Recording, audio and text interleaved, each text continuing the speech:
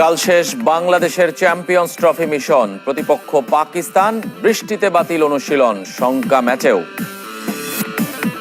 জাদরানের ব্যাটে রেকর্ড, পাহাড় সম টার্গেট তাড়া করতে নেমে বিপাকে ইংল্যান্ড। দায়িত্ব পালন না করায় বরখাস্ত শতাধিক পাক পুলিশ। রাতে আরব আমিরাতের বিপক্ষে নামছে নারী দল। 18 মার্চ ঢাকায় আসছেন হামজা। সৌদি ক্যাম্পের জন্য 30 ফুটবলার চূড়ান্ত। কাল নিয়ম রক্ষার ম্যাচ, মুখোমুখি পাকিস্তান বাংলাদেশ। বৃষ্টির কারণে অনুশীলন বাতিল করতে হয়েছে বাংলাদেশকে।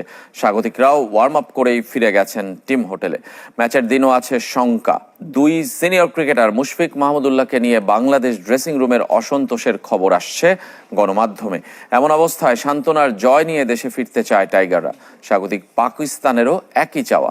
রাওয়ালপিন্ডিতে ম্যাচটি শুরু হবে কাল দুপুর 3টায়। সেখান থেকেই জানাচ্ছেন জহির সাগর। ম্যাচটা হতে পারত রোমাঞ্চকর। আগ্রহের কমতি ছিল না সমর্থকদেরও, কিন্তু জল ঢেলে দিয়েছে দু দলের বাজে পারফরমেন্স। তাই এ গ্রুপে বাংলাদেশ পাকিস্তান ম্যাচ এখন কেবল আনুষ্ঠানিকতার। আসর থেকে ছিটকে যাওয়া টিম টাইগার্সের হারানোর কিছুই নেই। অন্তত এক ম্যাচ জিতে হলেও মান রাখতে চায় নাজমুল শান্তর দল। কোনো কিছুই আসলে পাওয়ার নেই, বাট একটা টুর্নামেন্ট খেলতে আসছি আমাদের, যেহেতু এটা লাস্ট ম্যাচ, আমাদের এখানে যদি আমাদের ছেলেরা ভালো করতে পারে সেটা আমাদের জন্য একটা ভালো দিক নির্দেশনা হবে। যে জিনিসগুলো আমরা লাস্ট 2টা ম্যাচে ভুল করেছি সেটা যেন কালকের ম্যাচের জন্য না করি। কিন্তু 2 ম্যাচে ব্যাটারদের পারফরমেন্স সে আশা দেখাচ্ছে না।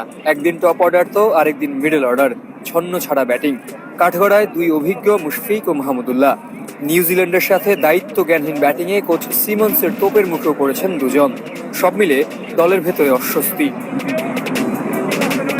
হতশ্রী দশা বোলারদেরও। সবাই মিলে প্রথম 2 ম্যাচে নিতে পেরেছেন প্রতিপক্ষের মাত্র 8 উইকেট, যার 5টি পেসারদের, বাকি 3টি ঋষাদের। তাই একাদশে পরিবর্তনের সম্ভাবনা প্রায় 100%। ফিরতে পারেন নাসুম আহমেদ।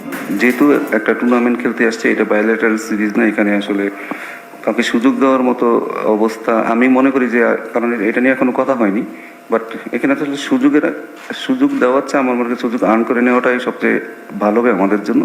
একই চ্যালেঞ্জ পাকিস্তানেরও। 29 বছর পর ঘরের মাটিতে আইসিসি ইভেন্ট পেয়েও super flop man in green.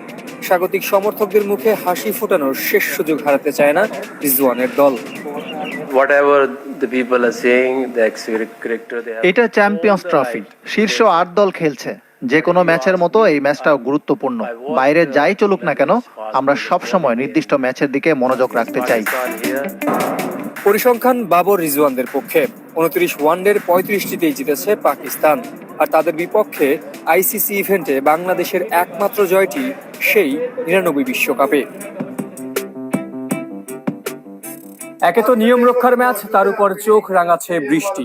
কেননা স্থানীয় আবহাওয়ার পূর্বাভাসে বলা হয়েছে ম্যাচ ডেতে প্রবল বৃষ্টির সম্ভাবনা রয়েছে। আর তা যদি সত্যি হয় তাহলে টিম টাইগার্সকে বাড়ি ফিরতে হবে একেবারে শূন্য হাতে। 4 দিনও টিকল না বেন ডাকেটের রেকর্ড। চ্যাম্পিয়ন্স ট্রফির ব্যক্তিগত সর্বোচ্চ রানের নতুন রেকর্ড গড়েছেন আফগানিস্তানের ইব্রাহিম জাদরান।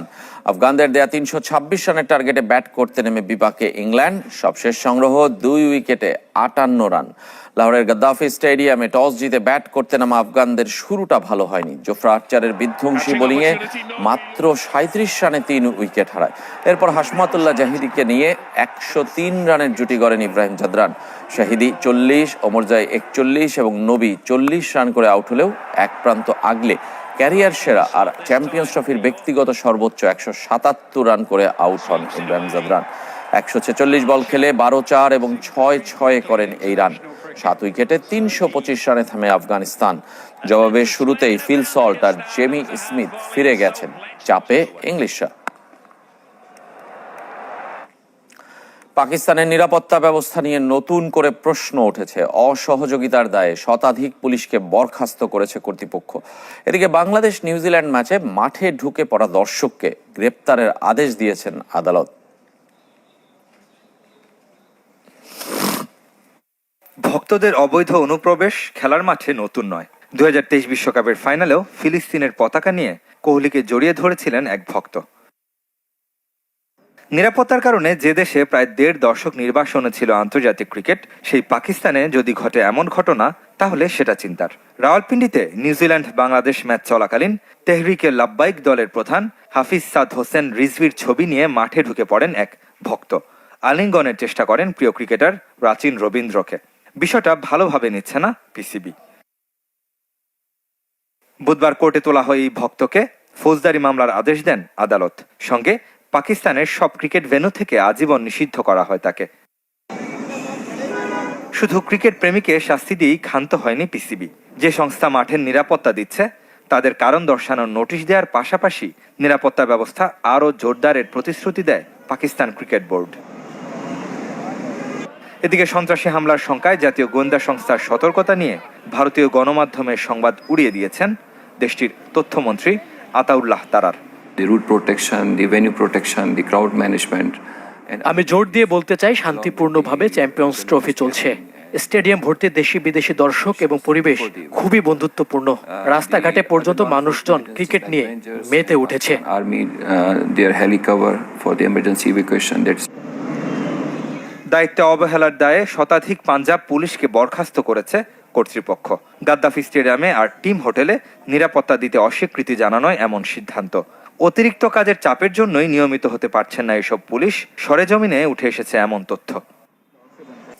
ফুটবলের খবর, আজ প্রীতি ম্যাচে নামছে বাংলাদেশের নারী ফুটবল দল। প্রতিপক্ষ সংযুক্ত আরব আমিরাত। দ্বিতীয়বার সাফ জয়ের পর প্রথম আন্তর্জাতিক ম্যাচ লাল সবুজের নারীদের। তবে নানা নাটকীয়তায় চ্যাম্পিয়ন দলের চেনা মুখগুলো নেই এই ম্যাচে। কার্যত নতুন দল নিয়ে সাফল্যের চ্যালেঞ্জ হেড কোচ পিটার বাটলারের। দুবাইয়ে ম্যাচ শুরু হবে রাত 9:30টায়। দুবাই থেকে আরো জানাচ্ছেন আরিফুল ইসলাম। শীতের হিম বাতাস বইছে আরব আমিরাতে। অন্য দিনের চেয়ে তাপমাত্রা কম। এর মাঝে ওয়ার্ম আপে নেমেছে নারী ফুটবলাররা। ফুটবল ফেডারেশনের উত্তপ্ত আবহ কিছুটা হলেও কমেছে। 18 নারী ফুটবলারের বিদ্রোহের কারণে দেশ জুড়ে তুমুল আলোচনার জন্ম দিয়েছিল। সে ঘটনার পর প্রথম আন্তর্জাতিক ম্যাচ খেলতে নামবে বাংলাদেশ। স্কোয়াডে নেই বিদ্রোহীদের কেউ। যাকে নিয়ে অভিযোগ ছিল সাবিনা, সানজিদা, মাসুরাদের, সেই পিটার বাটলার শিষ্যদের নিয়ে শেষ প্রস্তুতিতে মেতেছিলেন। র্যাঙ্কিংয়ে 16 ধাপ এগিয়ে থাকা আরব আমিরাত বধের কৌশল সাজাতে ব্যস্ত হেড কোচ। নতুন চ্যালেঞ্জ, 3-4 সপ্তাহের মধ্যে একটা দল প্রস্তুত করা। এমন অভিজ্ঞতা আমার জন্য নতুন নয়। তরুণ ফুটবলাররা নিজেদের প্রমাণের সুযোগ পাচ্ছে। সাফ জয়ের পর প্রথম ফিফা উইন্টার ম্যাচ খেলবে বাংলাদেশ নারী দল। আরব আমিরাতের সাথেও প্রথমবার। জুনিয়র পর্যায়ে অভিজ্ঞতা থাকলেও মূল দল অচেনা। আমরা ওইভাবে ইউএই টিমের সম্পর্কে অতটা ভালো ধারণা আমাদের ভিতরে নাই, কারণ আমরা ওদের খেলা ওইভাবে দেখতে পারি নাই। তো আমরা যতটুকু প্র্যাকটিস করছি, যেভাবে আমাদের কোচ নির্দেশনা দিয়েছেন, কোচ যেভাবে ভালো মনে করছেন সেভাবে আমাদেরকে প্র্যাকটিস করাইছে।